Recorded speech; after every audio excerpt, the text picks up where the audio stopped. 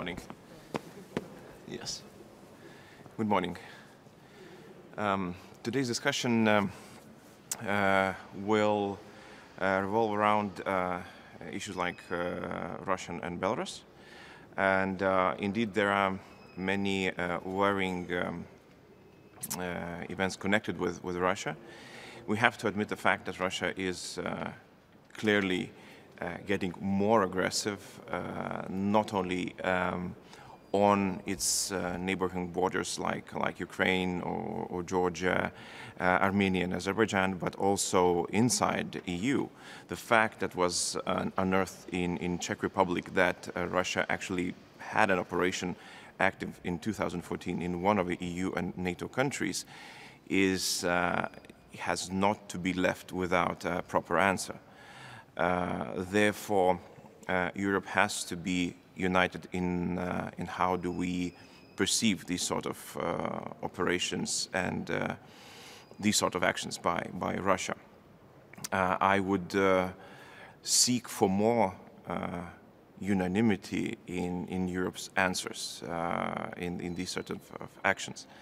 The situation in Belarus is also worrying. I think that Lukashenko is finding himself on a crossroad, not letting people have their election that they are asking since last autumn. He's actually now in a position where he will be forced to sign a treaty with Russia, and I would say even give away a part of his country's sovereignty. Since, well, we do not accept him as a legitimate president, Europe has to stay united and condemn any sort of actions that would bring Belarus closer to illegality with Russia. As well, we will have a discussion about our transatlantic relations. I think that there's a new page opened in EU and US relationship. I think that it's a great opportunity to use this moment and to strengthen the relationship that was a bit shaken during the last 4 years. I think there's a lot of opportunities to work together with the US in a broader region, in Eastern Partnership countries, more specifically, to fight for more democracy, for more rule of law, for more human rights in the region, as well as have a common policy towards China. I'm very pleased that today we'll have a discussion about climate with Mr. Kerry, which I think is also one of the subjects where EU and US could align their policies.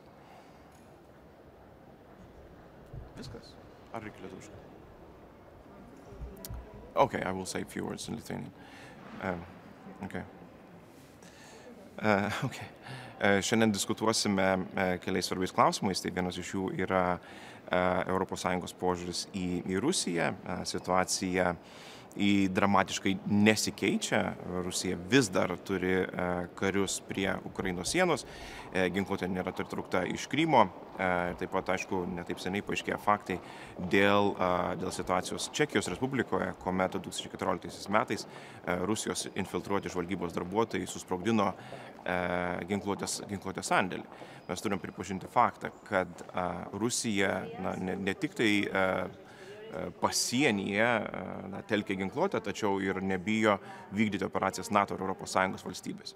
ES turėtų būti vieninga, parengdama atsakymą ir turėdama vieningą poziciją, kaip mes žiūrime į tokius veiksmus. Aš džiaugiuosi, kad Baltijos valstybės, Slovakija, rado galimybę pateikti atsaką Rusijai. Norėčiau, kad tokį panašų atsaką pateiktų ir daugiau ES ir NATO valstybių.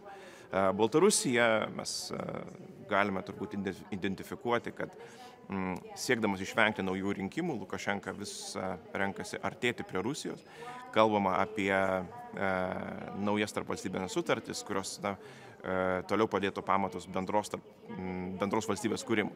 Nelegitimus prezidentas tokių veiksmų daryti negali. Ir tai turėtų būti labai aiškiai pasmerkta iš ES. Taip pat diskutuosime ir apie transatlantinių santykių situaciją. Aš manau, kad iš tikrųjų yra atverstas naujas puslapis tarp ES ir JAV bendradarbiavimo.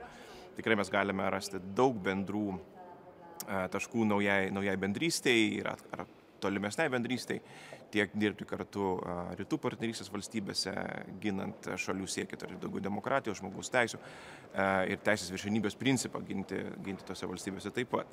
Iškoti bendro atsako į Kinijos keliamą grėsmę, bei taip pat šiandien džiaugiuosi, kad turėsime galimybę kartu su ponu Kerry diskutuoti apie bendrą ES ir JAV atsaką į klimato kaitą ir klimato keliamus iššūkius.